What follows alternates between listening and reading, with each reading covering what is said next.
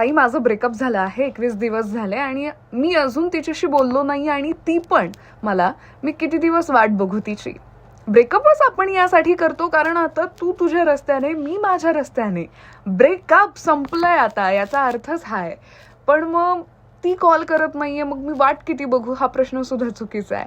वाट बघून काही होत नाही.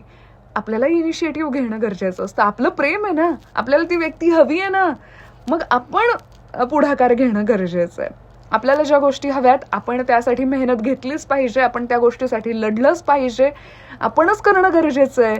ती स्वतःहून येईल आणि मग काहीतरी करेल आणि मी हे करेल, माफ करेल वगैरे, या सगळ्या गोष्टी नसतात. तुम्हाला हवी आहे ना ती व्यक्ती, तुम्हाला गरज आहे ना तिची, तुम्हाला नाही ओके वाटत आहे ना तिच्याशिवाय, मग तुम्ही इनिशिएटिव्ह घ्या, तुम्ही बोलते व्हा, तुम्ही कमीपणा घ्या, पण बोला, कारण तुम्हाला हवंय ते सगळं.